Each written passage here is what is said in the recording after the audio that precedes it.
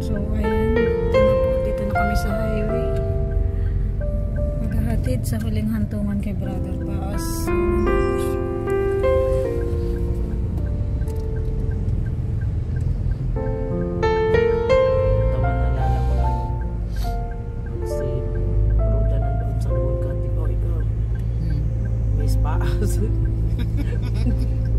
Sister Paas. Sister ba yun? Oo, Sister Paas. Sister Paas. Sabi ko kayo susunod dito. Hindi yan. Tama sa Sister Paas. Ayan, yan po kasi noong pag nagpe-pray. Nagpe-pray ako ni Kuya. Alam naman sa Kuya po. Sister Paas ang ipinangalan niya sa akin. Sister Paas. Ay, nako.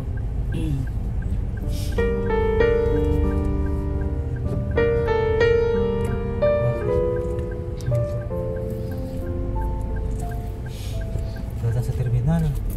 Bakit?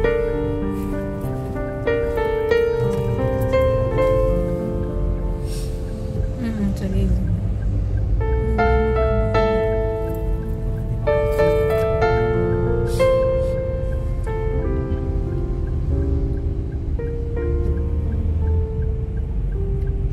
Ano siya ba? Grabe si Kuya pa ang nagdadrive pala. Siya nga. Naka-live pa yan. Wala. Ang dami pong nakipag-ano. Again, no, nandito kanina ata yung namin si Brother Paas sa aming hantungan. We will miss you, Brother Paas. Namiss ka na, Brother Paas. Minsan. Mahaba ang ganda sa dulo. Pero pa, mahaba din sa Haba. Sa huli. Dami pa sa huli. Dami pa sa huli.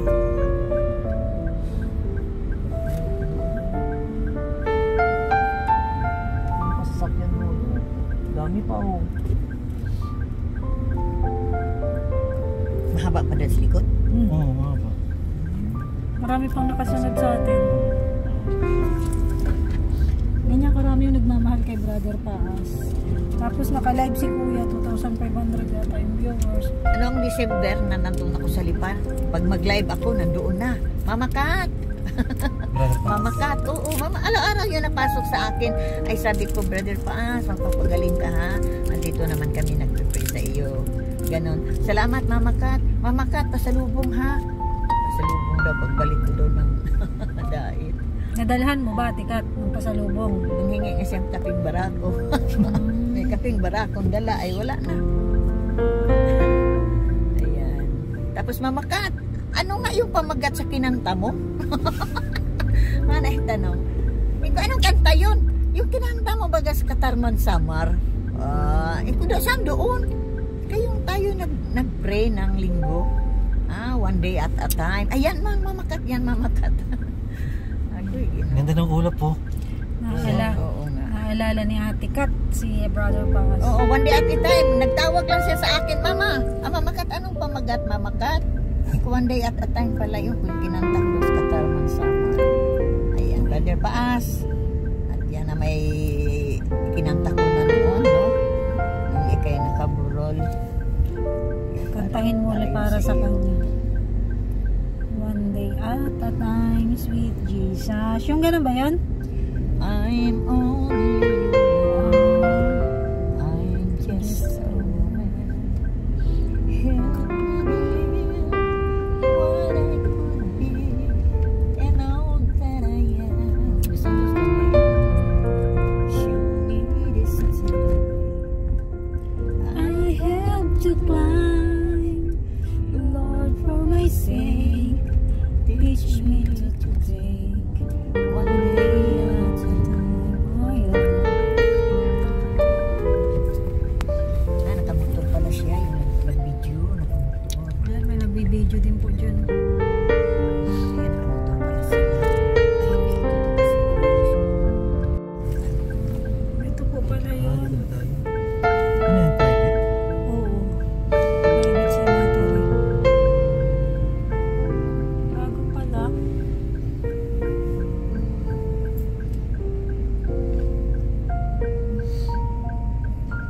Si Kuya yan.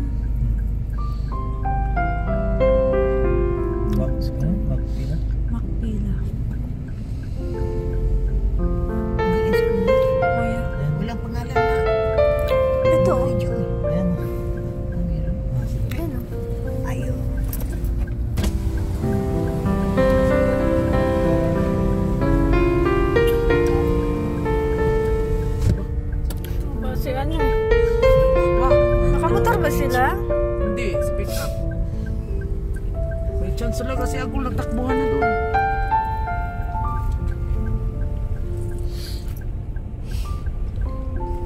Yeah, ito si Usi. May ikaw, ano, videographer. Okay lang yan. Oo, videographer yan eh.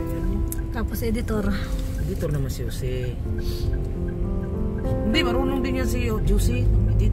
Gano'n din. Tapos Ganun talaga. walang live, pag bagal-bagal si Usi sa ano, siya yan mag-set up ng live. Minsan siya nakaharap na. Ganun talaga tulungan. Oo, sikap talaga. Eh, wala pang kita si Juicy. Wala pa siyang kita sa live ano niya, mismo sa YouTube.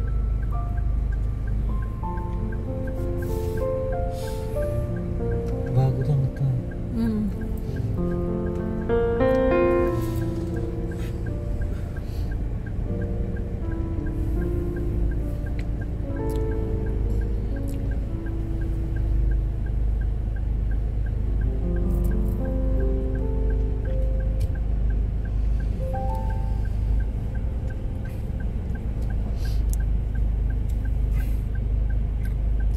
Lawak ng loob, ano? Bago pala. Marami pang lote ditong bakante. Ay, kuha na kayo. Habang bakante pa. Abang mura pa. Abang mura pa ang lote. Dito na lahat ilibing. Parang wala pang to. Dito na lahat ilibing ang mga ano, Kalingap. kalingap.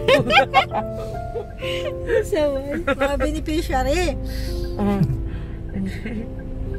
Kalingap to eh, Kalingap Cemetery. Kalingap Cemetery. Hindi ba putik yung mga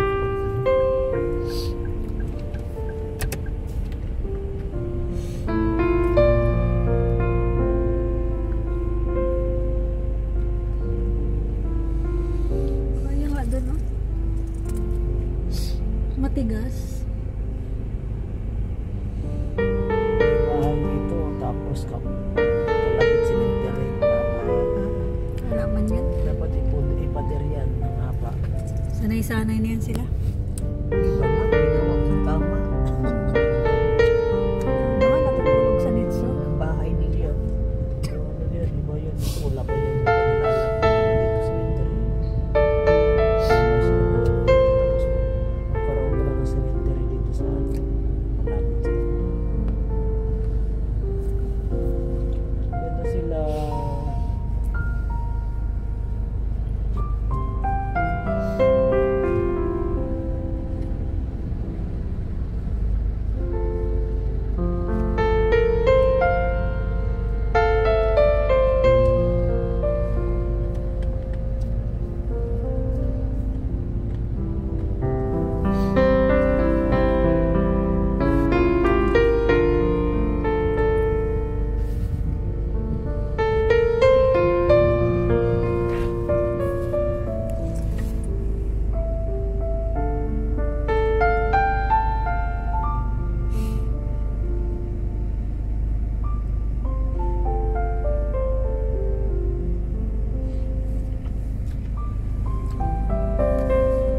Dito lang tayo, oh. Magpasa. Kaya gasak mo naman diyan, oh. Yeah. Dito na lang tayo. Maglakad na lang tayo dun.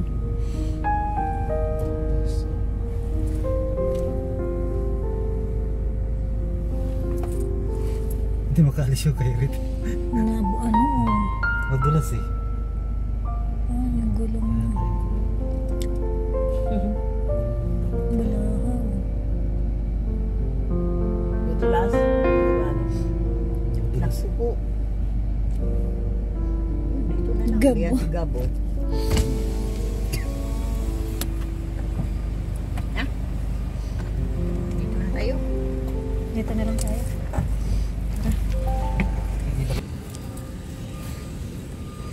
Dito na po yung ating mga kasama. Linga partners.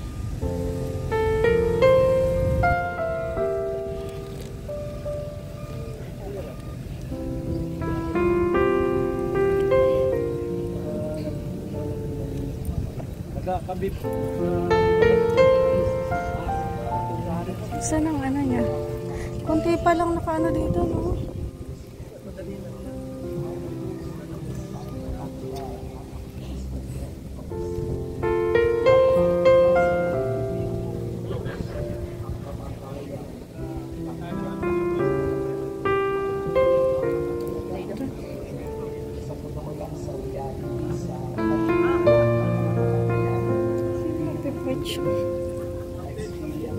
Mga ganyan po.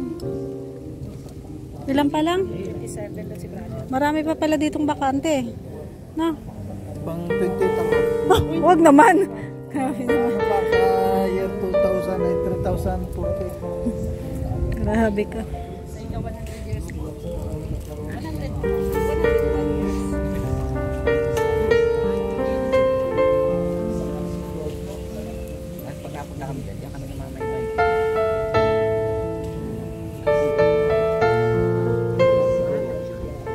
Ito ba lahaw? Yun lang ito yan. Pasakay ko siya. Mabigat. Grabe naman. Hindi ba pwedeng pumunta lang siya doon sa ano, sa Malambot? Doon ako dumaan. Ay, doon ka naman? Ang dami sasakyan doon.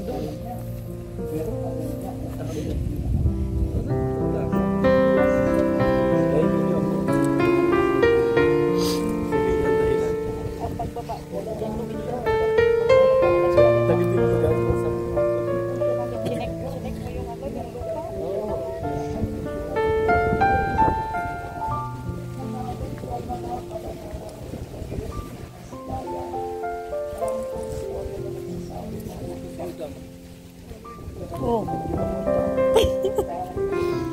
Change topic.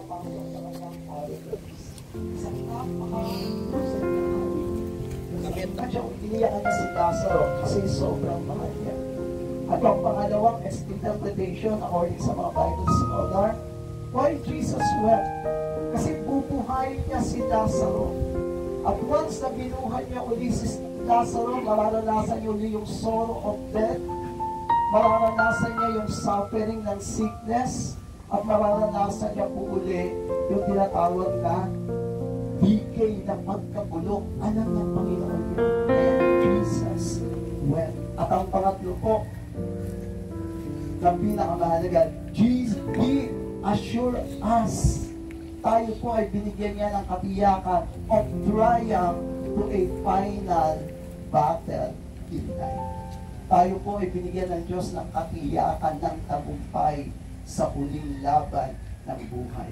Mga kapatid, mga magulang na narito, whether we like it or not, meron pong huling battle na naghihintay sa ating lahat. Walang iba kundi ang kamatayan. Ito ang sinasabi ng Bible, a time to be born and a time to die. Kahit si Google, wala siyang accurate na sagot. Mamaya, pag uwi nyo, i-click nyo, can Google solve that? Walang sagot si Google. Ang ginawa ni Google, nag-invest siya na $60 million para magkaroon lang ng accurate na sagot. At ipag-tie up siya kay YouTube, kay Calico, California Life Company, and still, wala po siyang sagot. Pero ang Bible, nagbigay ng assurance. Paano sosolve ng kamatayan? Sabi ng John 11:25, sabi ni Jesus, ako ang muling pagkabuhay at ang buhay. Sino man nananalig sa akin kahit mamatay ay muling mabubuhay. Kaya pag tinignan natin yung 1 Corinthians 15 verse 56, ang sabi, O death, where is your sting? O grave, where is your victory? O kamatayan, nasaan ang iyong kamandag? O libingan, nasaan ang iyong tagumpay? Kasi sabi ng verse 57, but thanks be to God, He gives us triumph in Christ Jesus. Ito ang dahilan bakit sinabi ni Saint Paul, for to live is Christ, and to die is gain. Ang kamatayan ay nagiging pakinabang kapag si Kristo ay nasa ating buhay. Pero kapag wala si Kristo, hindi pakinabang ang kamatayan. Sa pagkasabi ng Hebrews 9:27,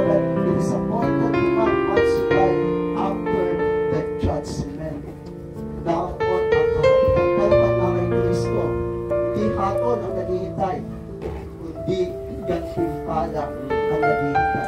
Kaya si Pastor Jojo, pag-akyat ng kanyang kaluluwa sa kalangitan, hindi hatol ng Diyos, kundi gantimpala ng Panginoon.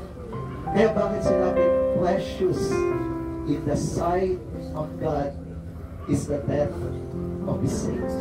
Isipin nyo, sa ibang grupo, bago ka i-consider na saint, kailangan kang mamatay. Pero sa talatang yun, hindi ka pa namamatay. Ikaw ay kinukonsider ng saint. Sa original manuscript, yung saint nun po ay faithful followers of God. Yung mga tapat na tagasunod ng Panginoon. Si Pastor Jojo, isa po siyang missionary. Nagpastor yan sa Calagwas Island, sa Pampanga. Siya po ay nagturo sa mga kapulisan. Dahil bahagi po siya sa Kalinang, Pinakuyabal, at marami rin po siya na ipag-pray. Kilala po siya. Kaya I believe na yung sinabi ni Miles Monroe na ang pinakamayamang lugar daw sa mundo ang ating kinatayuan ngayon, walang idadagdag pong yaman si Jojo. Dahil sa edad na 56 years, na-maximize niya ang kanyang potential.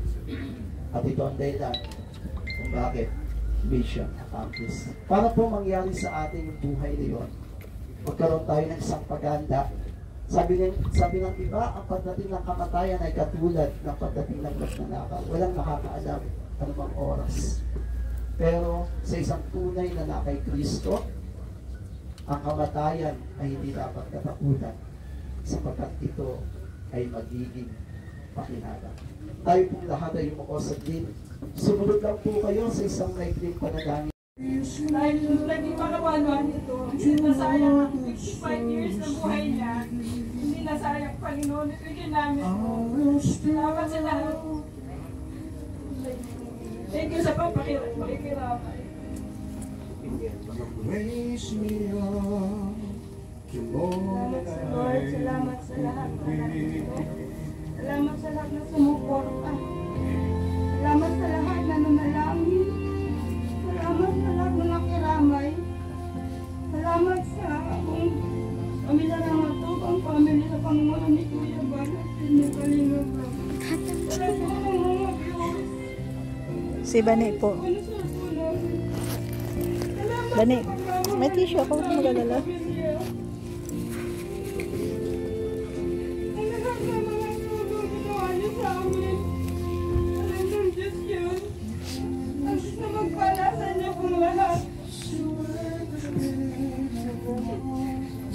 Alam ko lang Diyos ng lahat, alam mo yung buhay ng aking asawa. Kahit ayaw ko man namin wala sa akin. Sabi ko daw maiyak. Hindi daw iyak si Bani. Salamat po sa lahat ng nakiramay mula nang nandito hanggang ngayon. Salamat sa inyo po lahat. Malahay po tayo lahat ng Diyos. Ano lamang mo nagkakatawa ang aking asawa. Salamat din sa mga